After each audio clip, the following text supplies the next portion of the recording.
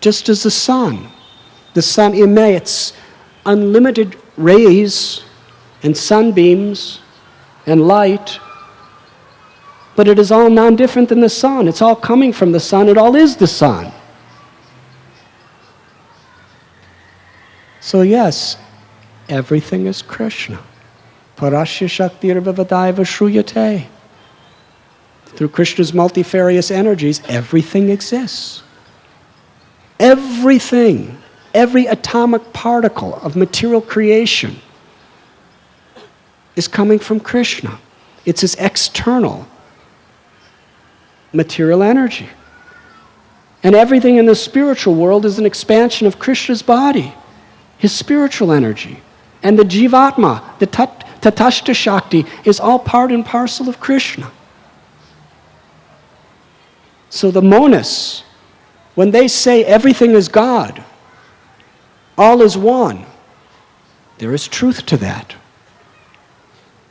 But a more precise and advanced understanding is given by Sri Chaitanya Mahaprabhu and the Vaishnavacharyas, Achintya Beda Beda Tattva. This philosophy harmonizes all apparent contradictions within the scriptures. Everything is Krishna, and Krishna is everything. But still, Krishna is the source. And we are all the emanations. What is the Brahmajyoti? For the impersonalists, it is perceived as the impersonal rays of Krishna. For a devotee, it is the personal effulgence of Krishna.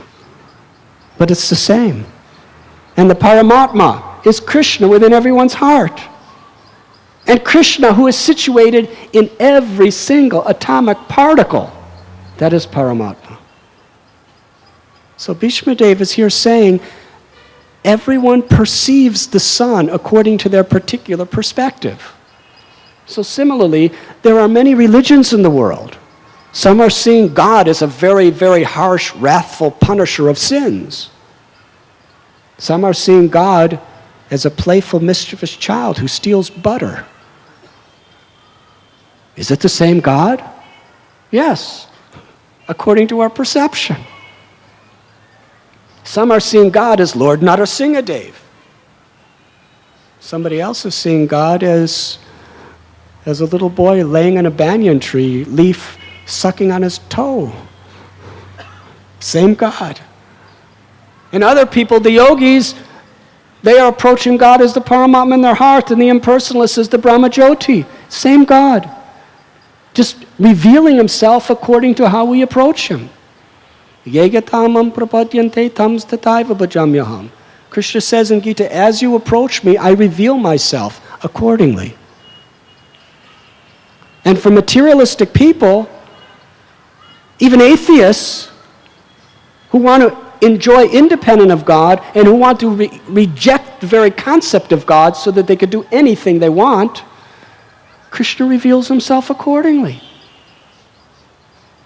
He covers himself totally so they believe their own ignorance. To the atheists, Krishna reveals himself as a God that doesn't exist. Haribo. Krishna is revealing himself according to our particular state of consciousness. Krishna's everything. Krishna's everywhere. Krishna's everyone. There's nothing but Krishna. Krishna says in Gita, for one who sees me everywhere and everything in me, for him I am never lost, nor is he ever lost to me. Now a devotee sees everything in its perfect, complete state. Nityo nityanam chaitanas chaitananam eko bahunam yovidadati kaman. That there is one supreme eternal, and there are unlimited eternals who are all subordinate to that one supreme eternal. Krishna is the cause of all causes. Krishna is the ultimate lover. Krishna is a person. Bhishma is the supreme perfect yogi. At the time of his death, he's not meditating on a candlelight.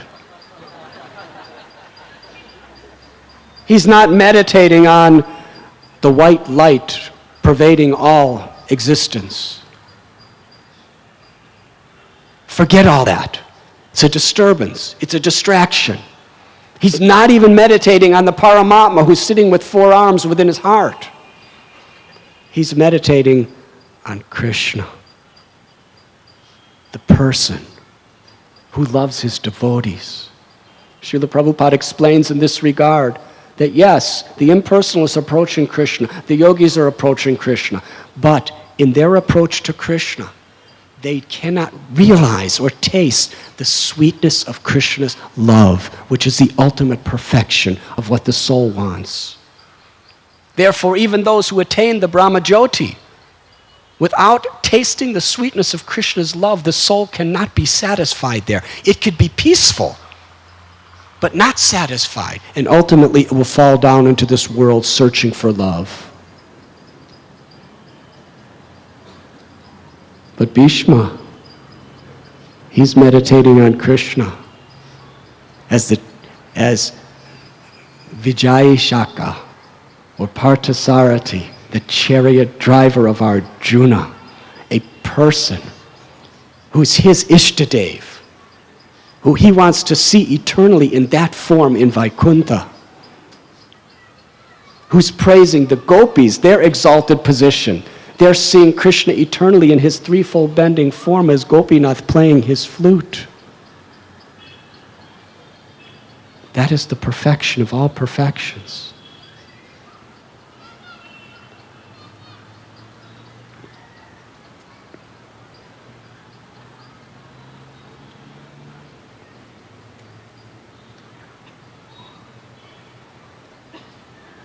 Meditating on Krishna's transcendental form and his loving relationships with his devotees, Bhishma showed the supremacy of bhakti over all other paths. And in that state, he breathed his last by his own sweet will.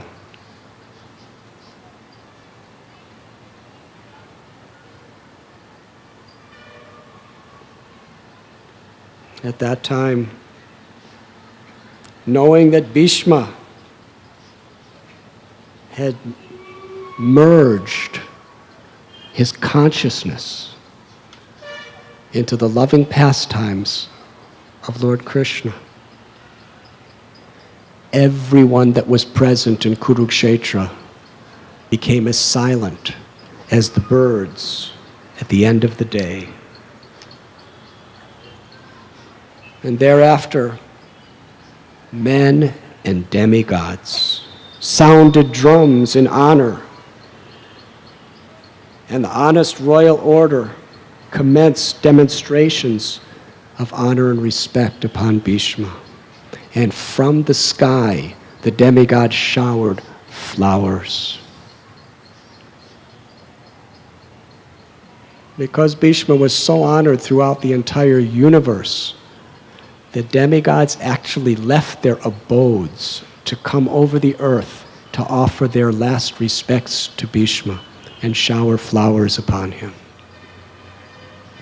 And Bhishma at that moment, by the mercy of Lord Sri Krishna, assumed his original spiritual form in Vaikuntha, where he would for the rest of eternity engage in the loving service of Parthasarathi.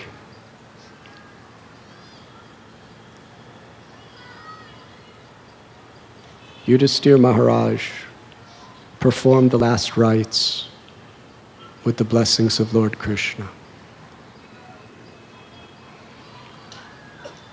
Vyasadev and the other great rishis that were there chanted mantras.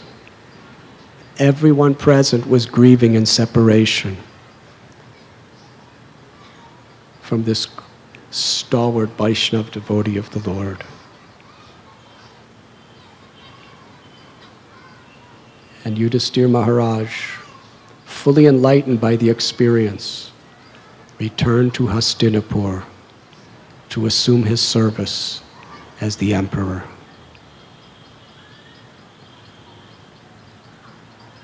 In Lord Chaitanya's pastimes, Haridas Thakur, he pleaded with Lord Chaitanya that he had only one desire in his heart that was burning for a long time, that he not see the closing pastimes of the Lord. Before that time comes, let my body fall down at your lotus feet.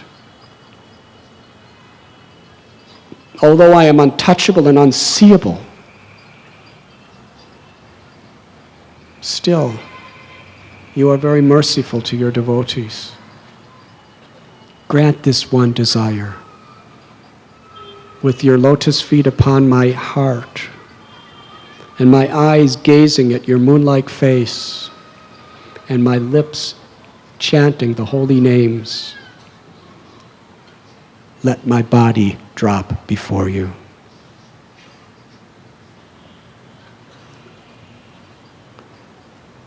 Lord Chaitanya honored the wish of Haridas. At Siddhabakula, Haridas Thakur, surrounded by all the devotees loudly chanting the holy names, gazing into the beautiful form of Lord Chaitanya and chanting his names, he gave up his life. And the first thing every devotee thought of at that moment was Bhismadev. It was an identical departure. Bhishma was gazing at the Lord, chanting his glories, as the Lord was personally standing before him. Srila Prabhupada explains, whether the Lord is physically, personally standing before us, or whether he's personally present by our remembrance of him within our heart, it is identically the same experience. And Krishna has appeared within his name. His form, his opulences, his everything is within his name. And it is revealed according to the humility and the sincerity of our chanting. Therefore, the perfect death, following in the footsteps of Bhishma and Haridas Thakur, is to practice within our life, immersing, absorbing our consciousness in Krishna in a favorable way, so that Krishna will manifest himself in our hearts and perhaps all around us as we and the devotees cry out his holy names.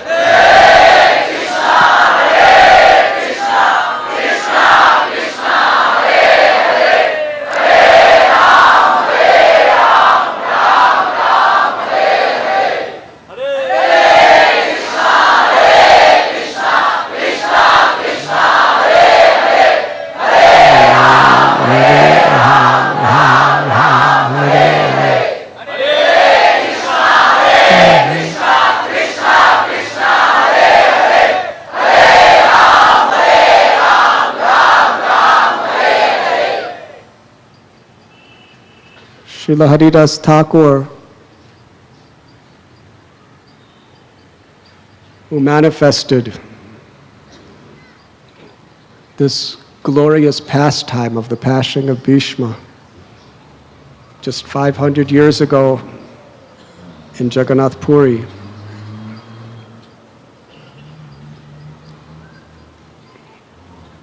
was lifted up by Lord Chaitanya,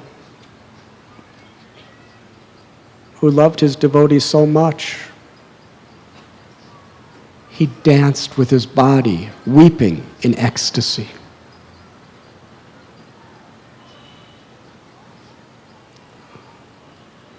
When it came time for the procession, Lord Chaitanya Mahaprabhu, celebrating the love of his devotee, danced in the front of the procession. personally bathed the body of Thakur Haridas in the sea, personally dug the samadhi in the ground with his own hands, personally placed the sand over Haridas's body along with the remnants of Jagannath's Mahaprasadam. The Supreme Personality of Godhead personally circumambulated that samadhi of Haridas as an act of worship. Back in Puri, just to show the love for his devotee and his devotee's love for him, Lord Chaitanya Mahaprabhu became a beggar. He went from shop to shop begging, in honor of Haridas Thakur, we are going to hold a feast. Please give me some of your alms. And when the food was prepared, ultimately, Lord Chaitanya Mahaprabhu wanted to serve the feast. His devotees had to interfere and stop him from begging and stop him from serving. This is the spontaneous love of the Lord for his devotee. And from the mouth of the Lord of the universe, Krishna, in the mood of Sri Radharani, who has come into this world to bestow the greatest benedictions upon all humanity, Lord Chaitanya proclaimed to all the residents of Puri and to all the world for all time to come, everybody chant, all glories to Haridas Thakur. Srila Haridas Thakur ki jai. Srila Haridas Thakur ki jai. Srila Haridas Thakur ki jai. Krishnadas Kaviraj Goswami explains that this amazing pastime was to show the nature of a devotee's love for his Lord and the nature of the Lord's love for his devotee. Only those in the path of bhakti can understand this most intimate mystery. For those who are attached to the impersonal conception of the Lord, how can they ever fathom such a thing? Where Bhishma is meditating on Krishna, attacking him at the time of death with a wheel in his hand. Why isn't he Om Shanti? And the gopis are weeping and crying in separation from Krishna. And the Lord is praising his devotee. Why? Why Lord Chaitanya called Haridas Thakur the crest jewel of the crown jewel of the entire creation? Because of his compassion. Because he was the Namacharya. Because he was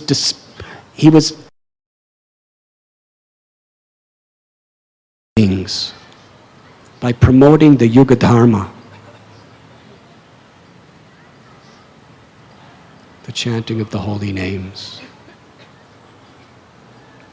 Yes, in the Prem Dvani prayers, Srila Prabhupada always included Namacharya Srila Haridas Thakur. For those living in temples, we praise him every single day of our lives. And for us, especially, that mercy through parampara of understanding in truth who is the Supreme Personality of Godhead. What is real bhakti? What is Vrindavan? What is the love of the Lord for his devotees and the devotees' love for the Lord? The eternal treasure of every soul. It has all come to our life through the divine grace of A.C. Bhaktivedanta Swami Prabhupada, who in the mood of Thakur Haridas, Lord Chaitanya, Lord Nityananda, and the 6 Goswamis spread the glories of the holy name and the philosophy of pure bhakti throughout the entire world.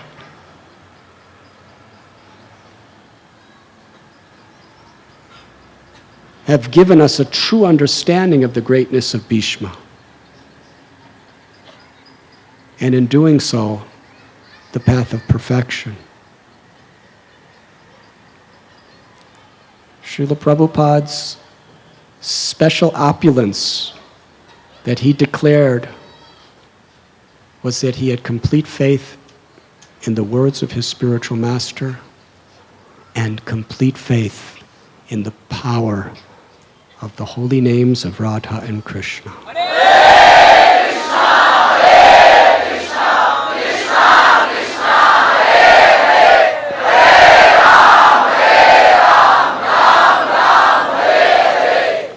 Srila Prabhupada ki jai.